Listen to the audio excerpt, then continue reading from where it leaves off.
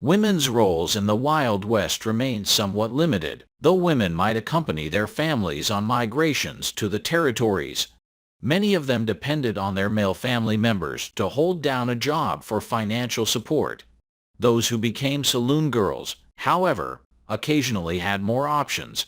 There are a lot of modern misconceptions about Old West saloons and the saloon girl's occupation. For example, many of the women served as unconventional servers or dancers. And while their lives may not have been glamorous, saloon girls possessed unique freedoms. Their lives could be difficult and dangerous, but these painted ladies were trailblazers in American history.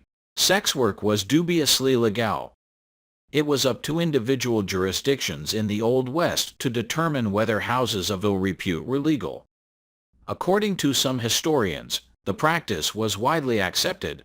Madams simply needed licenses to run their enterprises. The money from the licensing ensured the city profited. Other historians noted bordellos had to pay fines, usually about $8 a month, to local governments to stay in business.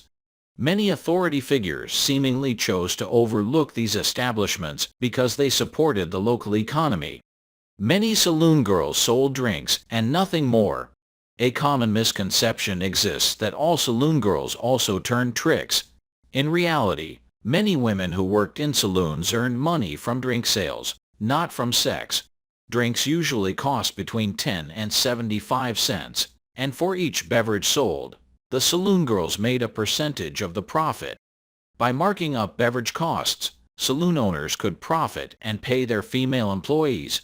A saloon girl could earn around $10 per week, almost $200 today. Men generally respected saloon girls. There was a good deal of social stratification in the Old West.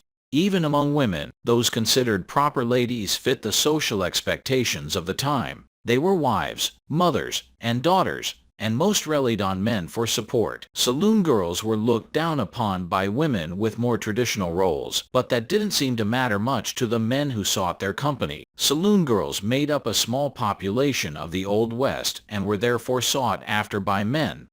Their low social status often even made male patrons feel comfortable around them. Moreover, saloon owners often required customers to treat the women nicely. Mistreatment could result in being banned from the establishment, ostracized from the community, or even killed. Saloon girls had many different responsibilities. Saloon girls wore many different hats and were responsible for a large variety of things. Instead of exchanging sex for money, saloon and dance hall girls entertained men through other methods, usually singing, talking, and dancing. Shady ladies were the actual sex workers of the day, and they could work for madams or be independently employed. Women in brothels held a somewhat higher status in society and typically worked in businesses that didn't hide their true intentions. Shady ladies might also work alongside the saloon girls who didn't provide adult companionship. The job could get dangerous. Though many women took jobs in saloons to escape farm labor, they could still face danger. Violent deaths were a hazard of the job. Men sometimes became possessive over the women or demanded more than the saloon worker wanted to give. According to one story, a saloon girl was beaten by a customer and called a derogatory term. She told people she could take the physical assault, but the insult hurt. Many were eventually considered too old for the job and often had nowhere to turn. Some died from suicide, sickness, or overdose. Saloon girls had a variety of nicknames. There were a high number of euphemisms for the saloon girls who sold adult experiences. Some people called the women sealing experts, soiled doves, or horizontal employees. And because these women tended to wear eye-catching makeup, they might also be called painted ladies. Saloon employees were also known as ladies of the line or sporting women. These nicknames let people talk about the profession without really talking about it. Saloon girls made daring fashion choices.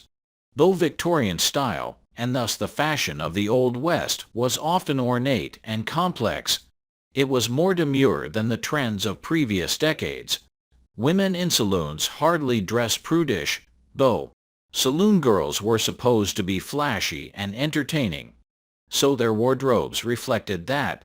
In spite of tradition, he ladies wore visible, colorful petticoats. Their bright skirts and shorter hemlines caught the eye. Their dresses stopped at the knee or shin, although flare-length skirts or skirts with trains were typically more appropriate. Saloon girls' outfits also included visible garters and stockings, which were customarily considered underclothes. Men often purchased drinks for saloon girls. Saloon girls were expected to chat with, serve drinks to, and entertain the lonely men of the Wild West. Mala patrons often tried to purchase drinks for the women who showed them attention. But saloon owners could hardly let their employees get drunk on the job. They didn't want to lose valuable sales, though, so bar owners sneakily replaced the drinks men ordered for saloon girls with tea or colored water that resembled liquor. Saloon girls could then drink with every customer without getting drunk, and continue making money from each sale. Dance hall girls were paid to dance with men. Dance halls began to appear in the region starting in 1849, offering many of the same appeals as saloons. Dance halls had additional boons, though. Dancing partners. Visitors could purchase a ticket for about $1. The tickets could be redeemed for dances with women employed by the business.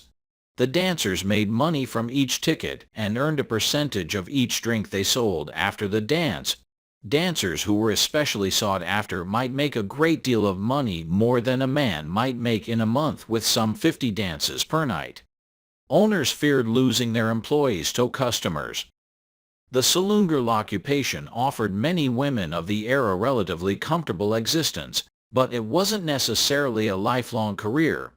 And with no shortage of bachelors trying to strike it rich in the Old West, many saloon girls sought to increase their fortune by getting married to one of these men, and their closeness with patrons gave them plenty of opportunities.